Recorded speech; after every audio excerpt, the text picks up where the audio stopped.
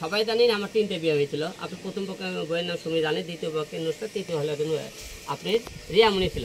3টে মনে করেন 2টা মেয়ে মিডিয়ার মেয়ে ছিল, একটা আমার মনে করেন হলো গ্রামের মেয়ে ছিল। এখন আমার 3টে বউ কী কারণে গেছে সেটা কিন্তু আপনাকে উদাহরণ করে দিয়েছি। মনে করেন আমার প্রথম বউ মনে করেন সুমি, যে আমার মার সাথে ঝগড়া করে বাসা থেকে বের হতে আপনাকে গত পর্বে বলেছিলাম যে করছে তুমি বাসা আলাদা করলে আমি আবার আসবো। আমি তো আপনি দেখছেন যে বাসার সামনে কথা বলেছে, এই বাসাটা দ্বিতীয়বার আমাকে করা, এই বাসাটা কমপ্লিট হলে তাকে আমরা আনার চেষ্টা করি, সেইটা আমি শুনছি সে আরেকজনের সাথে মনে করেন বিয়ে বসে গেছে, তা আমরা জানি না। দ্বিতীয় নুসরাত আসলে নুসরাত আমার জীবনে আসার পরে বললো আমি তোমার সাথে সংসার করবো, সব কিছু করবো, কিন্তু আমার 10 জনের সাথে শুটিং করতে দেওয়া লাগবে। আমি তোমার সাথে বিয়ে হচ্ছে নায়িকা হওয়ার জন্য। সকলেই নায়ক যখন করে না 10 জনের সাথে শুটিং করা দেবে না, আমার সাথে করতে হবে। যখন করতে মানা করলাম সে বললে হিরো আলম পরে কে করছে তাকে তাকে আমাকে মারধর করে আমি গেলাম।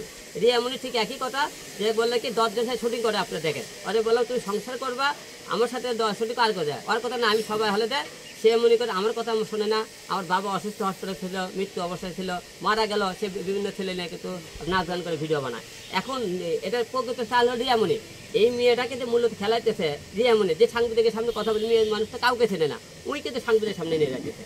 এবং ওই আর মেয়ে আবার দেখবেন ওরা 2 জনে সেই যে গালাগালি তারকে কল রেকর্ড শুনবেন, 2 জনে সেই গালাগালি তারা আবার 2 জনেই গলা ধরে ঘোরে, 2 জনে করে মনে করেন হলে যে আমার নামে মামলা করতেছে।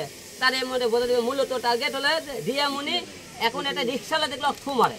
হ্যাঁ, কারণ তুই বাপ হলে তো অসুস্থ ছিল হসপিটালে, তুই হলে নাচ গান দেখলি ইস্টালা থু মারে বলতো, মুখ দেখাতে পারতো না সমাজে, রাস্তাঘাটে বাড়াতে পারে না।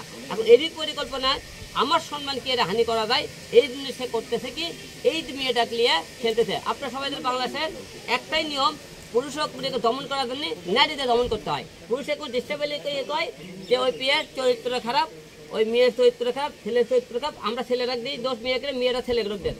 মূলত চরিত্র খারাপ কার আপনারা কিন্তু দেখবেন ছেলেকের উপরে করেন মূলত উঠতে আসে যে ছেলেরাই খারাপ, কিন্তু ছেলেকে কথা বলে ঠিকই কিন্তু প্রমাণ করতে পারে না। তাহলে মামলাটা করতেছেন কার কার নামে এখন নাকি কি? এখন মামলা করবো আমরা রিয়ামণির নামে মামলা করবো আর মিথিলার নামে, কারণ এরা 2 জনে মনে করে আমার সম্মান হানি করতেছে। এবং এর সাথে যেগুলো সাক্ষী আছে, আমার মনে করে আমাদের কিছু চেলাপেলারকে বৌড়ার 2-4 জন দিচ্ছে সাক্ষী, তারপর আরও কিছু চেলামেলারকে মনে করে নিয়ে উস্কানি দিচ্ছে।